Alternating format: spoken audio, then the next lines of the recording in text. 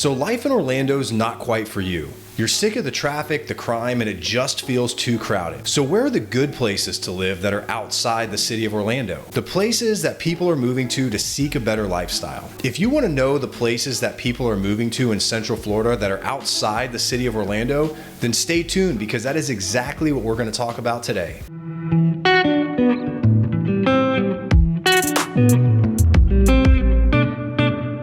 Hey, I'm Joey Guest, and I'm a real estate agent right here in Central Florida. And today we're going to take a look at the top 5 places that people who are looking for a change of pace are moving to in Central Florida with the goal of improving their lifestyle. And make sure you stick around till the end of the video because we're going to give you some bonus content that I think will open up your mind to some new possibilities that you may have not considered. All right, so we covered what people hate most about living in Orlando. Traffic, crime, the rapidly growing population that's just starting to make everything crowded and congested were the main takeaways from our previous video. So what options do you have if you want to stay in Central Florida? We've worked with lots of people over the years that just didn't feel like Orlando was the right place for them anymore. And this would fall into a category of what I like to call a lifestyle move. Lifestyle moves should allow you to eliminate or at least minimize those things in your daily lives that cause stress, anxiety, and just drive you crazy. And they should bring you more peace and provide better opportunities for you to enjoy your hobbies and find fulfillment.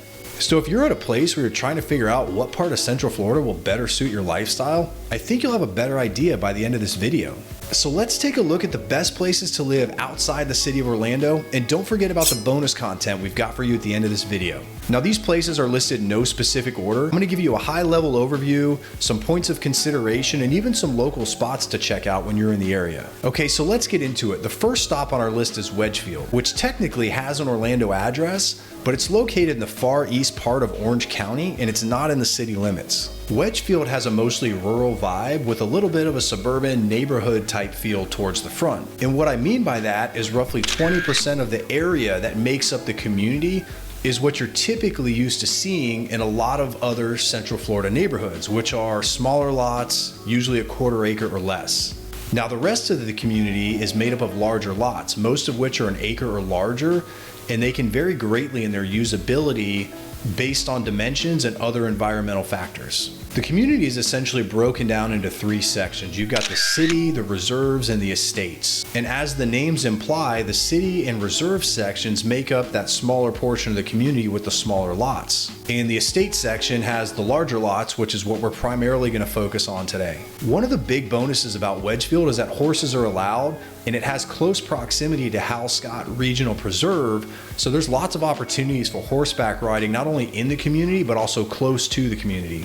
Hal Scott is part of the St. Johns River Water Management District, and it offers horseback riding, hiking, biking, primitive camping all along the Econ River. Now it's technically not part of Wedgefield, but it is accessible directly from Dallas Boulevard, so it's a great amenity to have in the community if you're looking to connect with the outdoors on the regular. Now there are a couple negatives to consider when we're talking about Wedgefield, and the first would be that there's no Space Coast interchange on the 528. So if you have to commute to the Space Coast or I-95 on a regular basis, you could easily add 10, maybe 15 minutes to your commute depending on where you live in the neighborhood. So if you're going to or coming from Orlando, this really isn't a problem. But if you're going to be going to the East Coast or even coming from the East Coast on a regular basis, this is definitely something you need to consider. Now, the Central Florida Expressway Authority has an interchange improvement project that the design phase is scheduled to start in 2022. We're assuming, or maybe we're just hoping, that this is going to be the long-awaited Space Coast interchange on the 528. But until the design is released, we're not going to know. The other thing that might take some getting used to if you're going to live in Wedgefield is the convenience factor. Wedgefield is definitely on the outskirts of Orlando, so retail and dining opportunities are extremely limited, if not non-existent. Your closest option would be to head into town towards Avalon Park or the Waterford Lakes areas. Another option could be to head east into Titusville or Cocoa on the Space Coast if you're looking to avoid some of that Orlando congestion and traffic. This would definitely be a little bit further, but I think travel time would actually be comparable depending on time of day and traffic conditions. Both of these options are reasonable in my opinion. You just may need to plan your shopping trips a little better, and those last minute trips to the store won't be so convenient. So to recap, if you're into the outdoors and you want the ability to disconnect and have a more spread out rural lifestyle and feel like you're away from civilization, then the estate section of Wedgefield might be a good fit for you. Okay, so let's move on to the next place on our list. We're gonna head a little bit further north into Seminole County to a place that just so happens to be my hometown, Winter Springs, Florida. Now here you'll have a very suburban vibe for the most part. The majority of the neighborhoods are HOAs, so aesthetically everything looks nice and the city's done a really good job with landscaping. But if you're not a fan of HOAs, this could be a negative for you. That being said, Winter Springs is a city that always seems to be making some type of headlines. The number 3 safest small city in the state of Florida, the number 9 safest city in Florida, the number 14 best place to live in the state of Florida, the number 20 safest city in Florida, and the best place to raise a family in Florida. The list goes on. These are just some of the most recent accolades that Winter Springs has received. And I'm sure you noticed the pattern. So if crime is something that you're looking to avoid, I would definitely add Winter Springs to your list of places to consider. Winter Springs is part of Seminole County, which is known for its great public schools. And the Seminole County School District seems to rank anywhere between number 2 to number 9 on the best school districts in Florida, depending on which source you reference. I think the convenience factor is definitely there for Winter Springs. You've got plenty of shopping and retail close by to keep you busy, and you're a reasonable commute to really anywhere else in Central Florida, especially with easy access to the 417. Now, if you're driving through Winter Springs and you're looking for a cool little local spot to check out, I would recommend the General Public House. It's a farm-to-table style restaurant that's focused on using local Florida ingredients. Or if you're looking for something outdoors that's a little bit more Florida, I'd head over to Black Hammock in Oviedo. It's just a short trip. They've got airboat rides, a restaurant, bar, they've got gators. It's just a really cool place to see and check out. All right, so let's move on to the next stop on our list. We're actually gonna stay in Seminole County, but we're gonna head west over to Longwood, Florida. Longwood's still going to give you a suburban vibe, but it definitely has a much heavier commercial element when we compare it to Winter Springs. It's got everything you might need from a convenience standpoint, and you'll have direct access to downtown Orlando via I-4, and it's also adjacent to Lake Mary. So if you're a professional and you've got to commute to either one of these places for your job, Longwood's definitely a place to consider. Now, one of my biggest gripes about Longwood personally is the traffic. It can definitely get pretty congested during certain times of the day, but despite the traffic, it actually has a lot to offer if you enjoy the outdoors. Being adjacent to the state parks, you'll have plenty of opportunities to see wildlife. It's not uncommon to see huge deer herds or even black bears roaming the neighborhood streets. It's pretty wild. And Longwood seems to have some pretty unique residential architecture as well. If you cruise down Markham Woods Road or through the Wekiva communities, it's got a really woodsy vibe, and you can find a lot of homes that actually back up to what's essentially like conservation land. So you can get a really off-the-grid feel while still being directly plugged into everything. Being close to the Wekiva River and Rock Springs, there's so many opportunities for outdoor recreational activities like state parks, campgrounds, bike trails, canoe trails, hiking, paddleboarding, canoeing, you name it, the list goes on. And Longwood also benefits from those top-ranked Seminole County public schools that we talked about earlier. So if good public schools are important to you, I would definitely keep Longwood on your list of places to consider. If you're looking for a cool local spot to check out next time you're in Longwood, I would definitely recommend Wekiva Island, and to make sure you get the most out of your visit, plan for the entire day. And if exploring the pristine waters of the Wekiva River is just not your thing, they have plenty of other stuff to do. They've got cabana rentals, a craft beer and wine bar, a food truck, beach volleyball, fire pit, and probably a ton of other stuff that I haven't even mentioned. All right, so let's move on. For the next stop, we're gonna keep heading west, all the way to the west side of Central Florida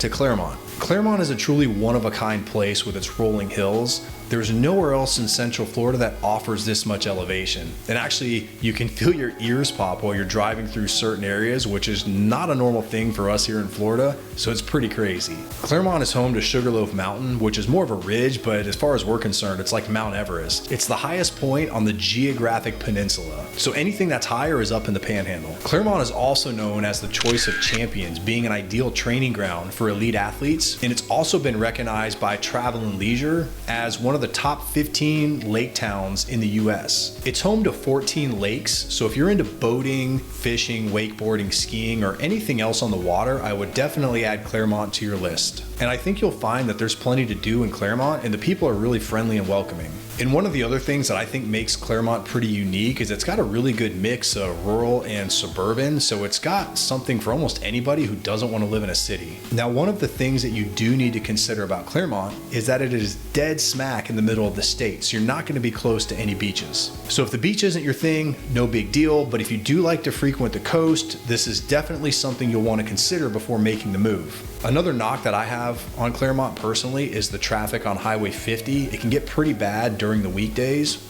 So if you're a commuter, you may have to deal with some traffic depending on your route. There's also a ton of new construction going on in Clermont, and I don't see it slowing down anytime soon. So that's definitely something to consider if you're sensitive to all the construction that we have going on here in Central Florida. My local spot recommendation for Clermont is the Lake Ridge Winery and Vineyards. They've got winery tours and wine tasting 7 days a week, and they're the largest winery in the state of Florida. Our next stop brings us to the southeast part of Central Florida to St. Cloud. St. Cloud is located in Osceola County, and it's just south of Lake Nona, so it's seen a lot of growth over the past decade. Traditionally, St. Cloud offered a more rural vibe and lifestyle, but now it's more of a rural and suburban mix as it continues to grow. You'll have access to the Orlando International Airport and all the cool stuff that there is to do in Lake Nona without having to live in Lake Nona, which means you're either going to save some money or you're just not going to be stuffed right in the middle of all the hustle and bustle. Like Clermont, St. Cloud is home to lots of lakes, so if living that lake lifestyle is something you're looking for, you may want to add St. Cloud to your list. St. Cloud's proximity to Brevard County gives you a reasonable commute to the Space Coast, so whether you commute for work or maybe you just want to spend a day at the beach, this could be a plus for you as well. Now, if you're an outdoorsman and you like to hunt or fish, this would definitely be one of the top places on my list. You've got really reasonable access to multiple WMAs in the St. Johns River to hunt, some of the best bass fishing in the state of Florida, and you're close enough so you can hit the saltwater on a regular basis. Like I mentioned earlier, St. Cloud has seen a lot of growth in recent years, being the southern neighbor to Lake Nona. Now, with all that growth comes the construction that we keep talking about and that ever-growing population, which can make the traffic on Narcoossee Road and 192 really frustrating at times. For a cool place to check out in St. Cloud, I would head over to Lakefront Park on East Lake Toho. Lakefront Park features a marina, splash pad, and walking paths around the lake, and they're also home to Krabby Bill's, which offers indoor and outdoor dining on the lake. They're pet friendly, they've got an all-day happy hour, and live music on the weekends. Okay, so earlier I promised you some bonus content, and because you've stuck around this long, let's just go ahead and get into it. We've covered our top 5 places to live in Central Florida that are outside the city of Orlando, and to this point, these have all been suburbs of Orlando. But what we did discover was another option that technically isn't a suburb of Orlando.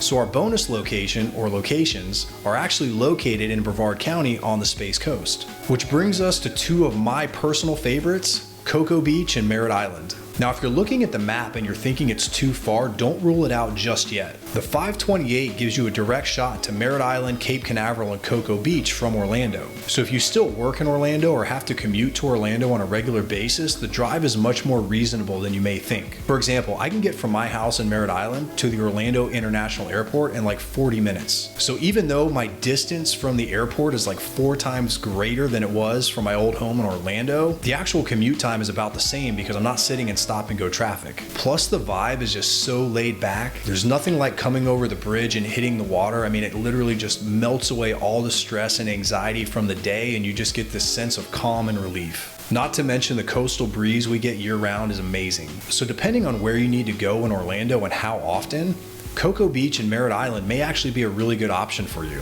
especially if you're looking for a place with a laid-back coastal vibe, friendly people, tight-knit community, and really light traffic compared to Orlando. Then you need to add Merritt Island and Cocoa Beach to your list. From an economic standpoint, the Space Coast has the highest industry diversity in the state of Florida. It's the birthplace of American space exploration, the hub of Florida's space industry, and it's home to SpaceX, Blue Origin, NASA, and ULA. If you're looking for some local spots to check out next time you're on the Space Coast, there's always the obvious, the restaurants that are in the cove at the port, but one of my personal favorites is called The Island in Merritt Island. It's a cool little hole-in-the-wall spot on the river. They've got tons of outdoor seating, a tiki bar, boat slips, so you can come by land or sea, and in my opinion, the best coconut shrimp in Florida. If seafood's not your thing, then you can head over to 4th Street Filling Station in Cocoa Beach. It's literally an old gas station garage that's been converted to one of the coolest restaurants around. They've got a great menu, tons of craft brews on tap, and a pretty awesome dessert bar as well. Okay, so that wraps up our top 5 suburbs list of Orlando with the promised bonus content that hopefully gave you some better perspective on places to live outside the city of Orlando. If you're currently living in Orlando and you've ever considered making a change that will improve your lifestyle, reach out and let us know. We would love to connect with you and help you develop a plan. We talk to people every single day that are selling and buying real estate, and our team members across Central Florida are ready to be a part of your story. Our goal is to connect people and communities. So let us know what you want to learn more about in Central Florida to stay more connected. You can drop those in the comments section down below. Our contact information is in the description as well. Make sure you check out our other videos on Central Florida lifestyle. And if you want to stay in the loop about everything there is to know about Central Florida, subscribe to the channel and you'll get notified every time we drop a new video. We've got some really good ones coming up, so I don't want you to miss out. We'll see you on the next one.